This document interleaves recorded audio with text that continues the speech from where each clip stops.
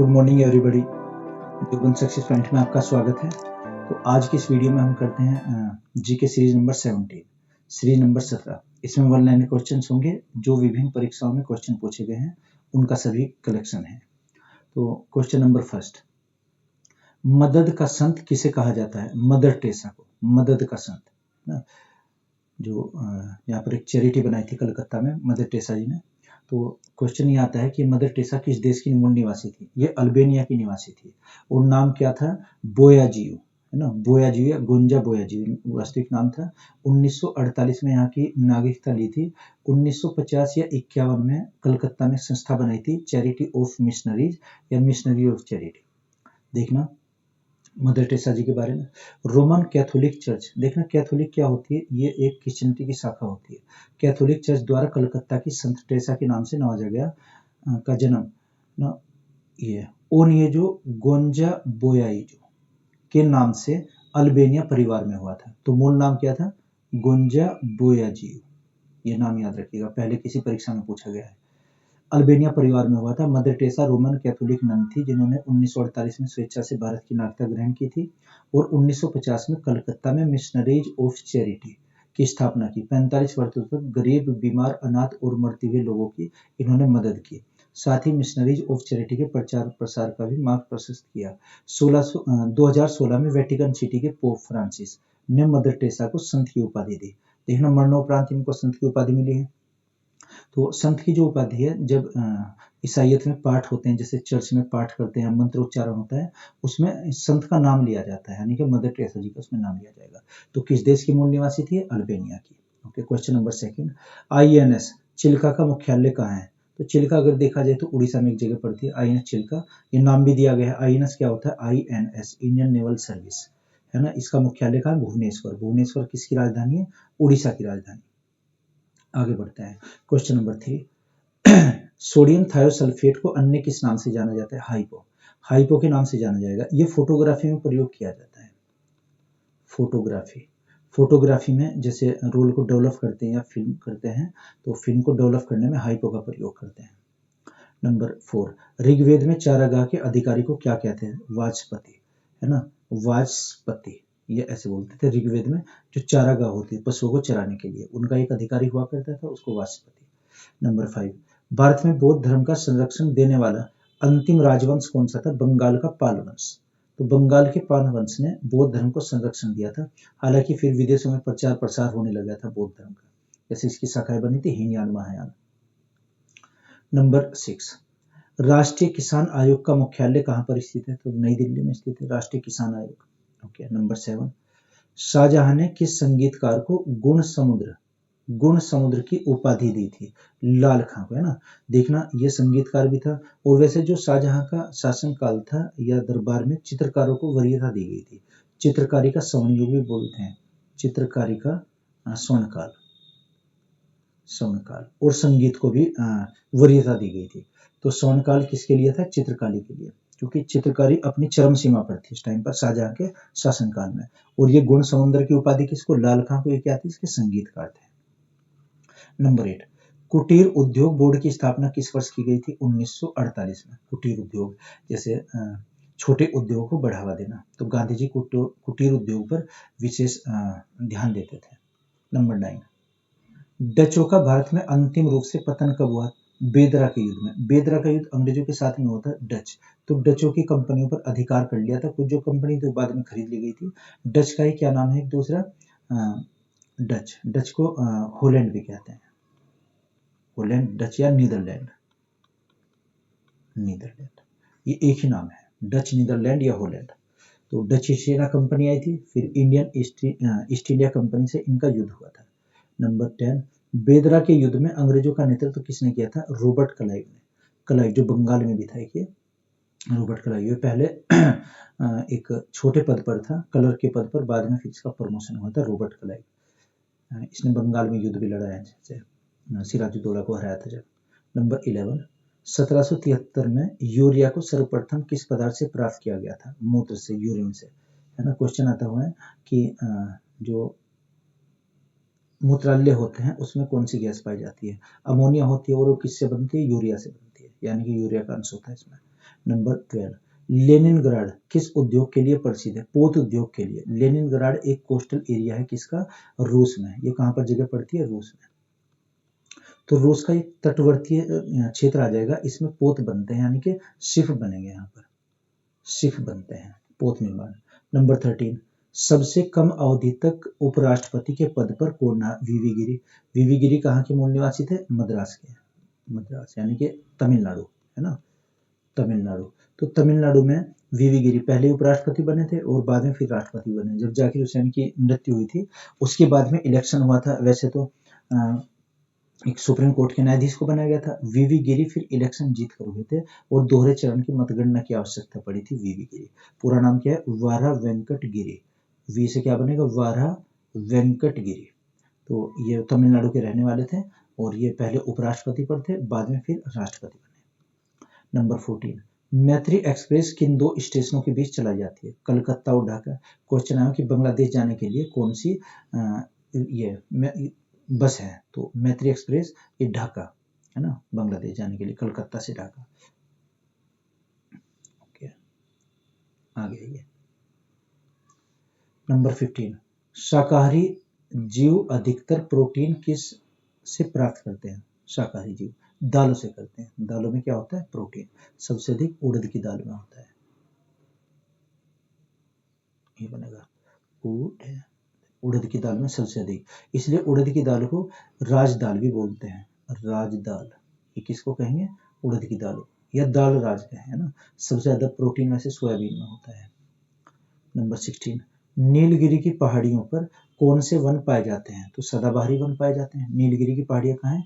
केरल और तमिलनाडु के बीच में। ये पहाड़ियां कहाँ हैं? केरल और तमिलनाडु, तमिलनाडु के बीच में। अगर हमें एक राज्य लगाना पड़ता है कि नीलगिरी की पहाड़ियां कहाँ हैं, तो हम केरल लगाएंगे उसके लिए। तो सदाबहारी वन क्या होते हैं? जो एक वर्ष में एक बार अपनी पत्तियां गिराते हैं। नंबर 17 क्वेश्चन नंबर 17, दक्षिणी भारत में बौद्ध धर्म की किस शाखा का प्रचलन हुआ? हीनयान। जैसे बौद्ध धर्म की शाखाएं थी हीनयान और महायान। हीनयान महायान ये कब बने थे? जब कश्मीर में एक बौद्ध संगति हुई थी कुंडल वन में, कश्मीर के कुंडल वन में। कुंडल वन में यहाँ पर जो बौद्ध धर्म था इसके दो उपसंप्रदाय बने थे, एक हीनयान एक महायान। हीनयान दक्षिण की तरफ चले गए थे और महायानी ये उत्तर की तरफ चले गए थे, है ना। तो हीनयान महायान किसकी शाखा है? बौद्ध धर्म की। नंबर 18, मूंगफली में टिक्का रोग का कारण कौन सा कवक होता है? कवक के कारण मूंगफली में टिक्का रोग, ये वो कई बार पहले पूछा गया है ना। तो पर्सोनेटा एक होता है, इसको सर्को स्पोरा, स्पोरा पर्सोनेटा। तो एक नाम याद रखिए पर्सोनेटा के नाम से। इसमें जो पत्तियां हो जाती हैं, पत्तियां पहले ब्लैक होती हैं फिर वो डेड होने लगती हैं पत्तियां, देखने दिखाई गया है इसमें। तो ये किसका है? मूंगफली का। ओके, मूंगफली ज्यादा कहाँ होती है? जैसे आंध्र प्रदेश में, महाराष्ट्र में, गुजरात में ये मूंगफली ज्यादा होती है, गुजरात में भी, है ना। जड़ें होती हैं, जैसे टमाटर का पौधा होगा इस टाइप से मूंगफली का पौधा होता है। नंबर 19, भारत का कौन सा पड़ोसी देश सार्क का सदस्य नहीं है? तो Myanmar. SAARC SAARC, South Asian Association of Regional Cooperation, इसी को हिंदी में दक्षेस भी बोलते हैं, दक्षेस। तो दक्षेस में कितने सदस्य हैं? टोटल 8 सदस्य। 8 कौन कौन से? अफगानिस्तान, पाकिस्तान, इंडिया, नेपाल, बांग्लादेश, श्रीलंका, मालदीव और एक आ जाएगा इसमें ये बांग्लादेश, श्रीलंका हो गया। कितने हुए? 7 देश। देखना, पाकिस्तान, अफगानिस्तान, भारत, नेपाल, बांग्लादेश, श्रीलंका और मालदीव और एक भूटान, ये 8 सदस्य हैं। 8वां जो सदस्य बना था ये अफगानिस्तान बना था, अफगानिस्तान यह है। और इसका लक्ष्य क्या होता है? सार्क का स्थायी लोकतंत्र की स्थापना करना, है ना। तो म्यांमार इसका सदस्य नहीं है, यानी कि बर्मा इसमें नहीं है, ये याद रखिएगा। सन 1985 में स्थापना हुई थी और काठमांडू में इसका मुख्यालय है। नंबर 20, भारत का पहला विकसित इको पर्यटन स्थल कौन सा है?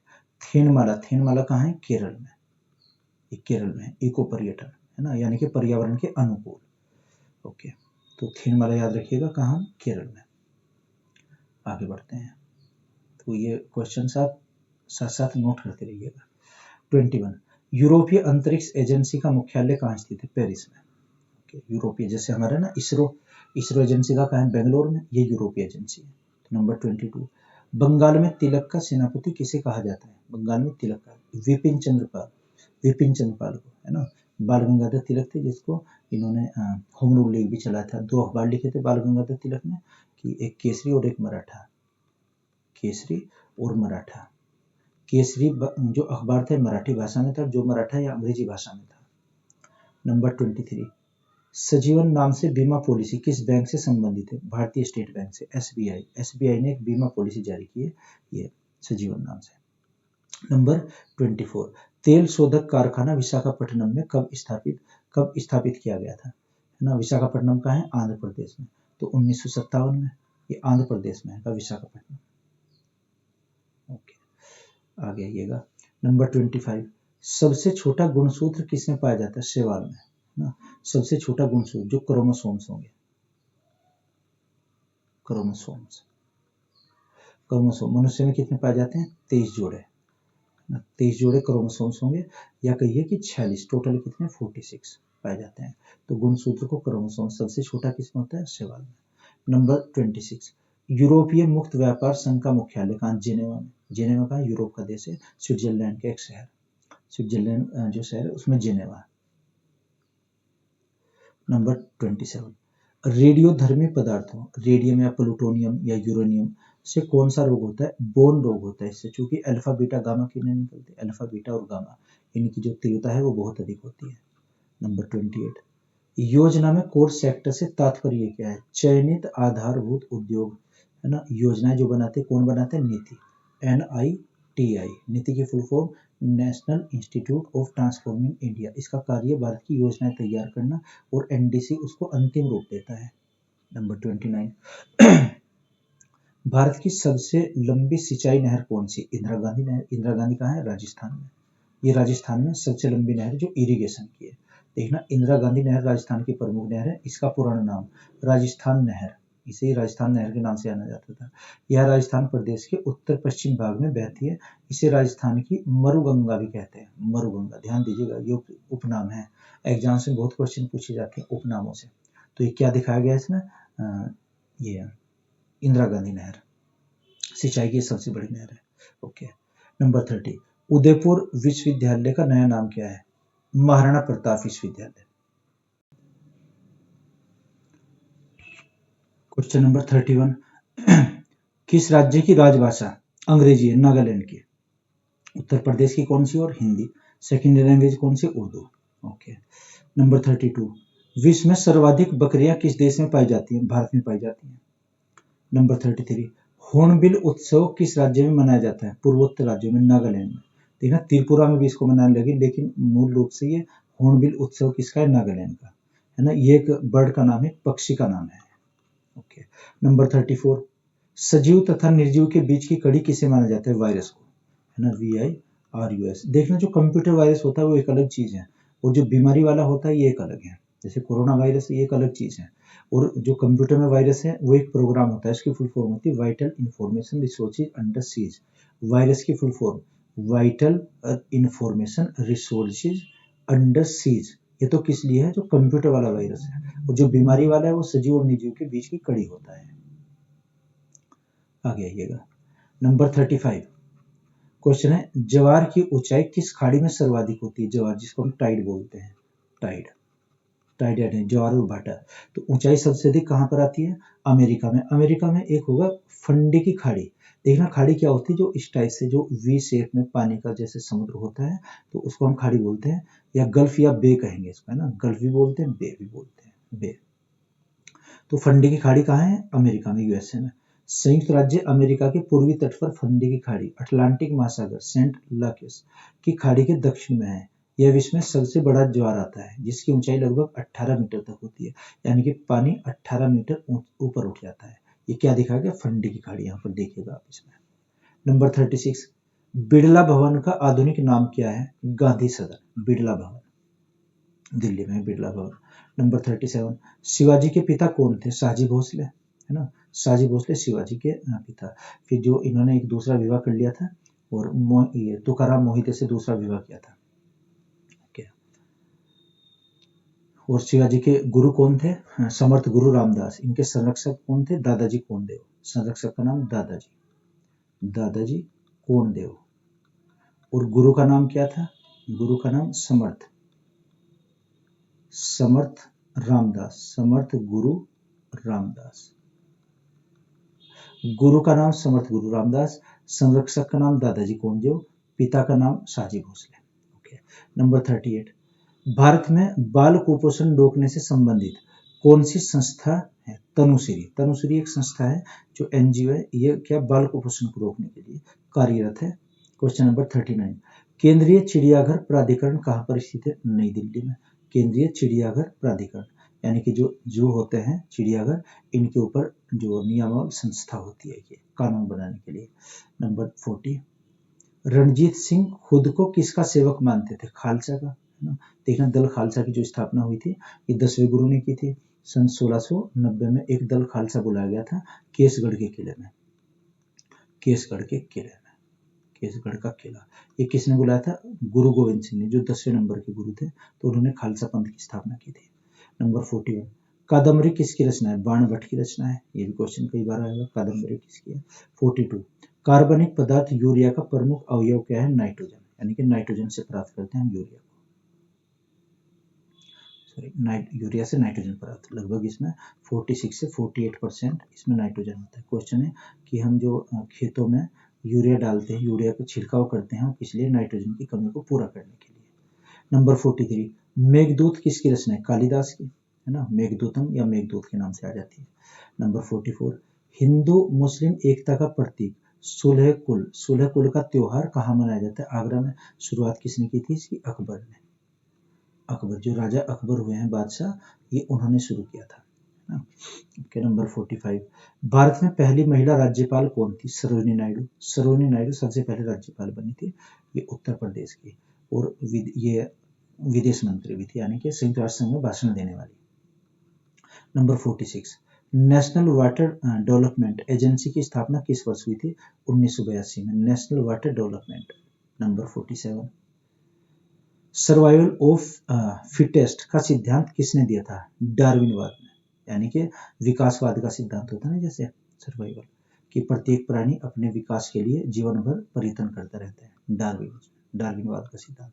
नंबर 48, एस्पिरिन किस अम्ल को कहा जाता है? एस्पिरिन, है ना, एसिटाइल सैलिसिलिक एसिड को सैलिसिलिक अम्ल होता है जो एस्पिरिन बनती, जो दर्द निवारक दवाइयां होती हैं। नंबर 49, वैयक्तिकरण के सिद्धांत का प्रतिपादन किसने किया था? थॉमस यंग ने। वैयक्तिकरण का सिद्धांत, है ना, जैसे इसको बोलते हैं इंटरफेरेंस, ये फिजिक्स की शब्दावली, भौतिक विज्ञान की। जैसे वैयक्तिकरण के कारण पानी का जो बुलबुला है, जैसे साबुन का बुलबुला, वो रंगीन दिखाई देता है, ऊपर का सरफेस रंगीन दिखाई देना। ओके। नंबर 50, देश में बाल श्रमिकों की सर्वाधिक संख्या कहाँ पर है? आंध्र प्रदेश में। बाल श्रमिक, छोटे बच्चों को, जो 14 वर्ष से कम आयु के बच्चे। देखना एक आर्टिकल भी है 23 और 24, इसमें यह भी दिया है कि 14 वर्ष से कम आयु के बच्चे को किसी जोखिम भरे कार्य में नहीं लगाया जाएगा, और जो इससे कम हो जाएंगे वो बाल श्रमिक कहलाएंगे। जोखिम भरे कार्य करने, जैसे कारखाने होते हैं या कोई भी ऐसे डेंजरियस हो सकते हैं ऐसे काम, वो नहीं उनसे कराया जाएगा, वो एक पनिशेबल ऑफेंस हो जाएगा, एक अपराध हो जाएगा। तो आर्टिकल किसमें दिया है? 23 और 24 में, है ना। बाल मजदूरी या बाल श्रम कराना एक दंडनीय अपराध होगा। ओके। तो ये 50 क्वेश्चन थे, आप इनको नोट कर लीजिएगा। तो ये विभिन्न परीक्षाओं में पूछे गए क्वेश्चन हैं। तो मैं आशा करता हूँ कि आपकी समझ आया होगा, अगर नहीं तो कमेंट बॉक्स में आप लिखिएगा। Okay, thank you.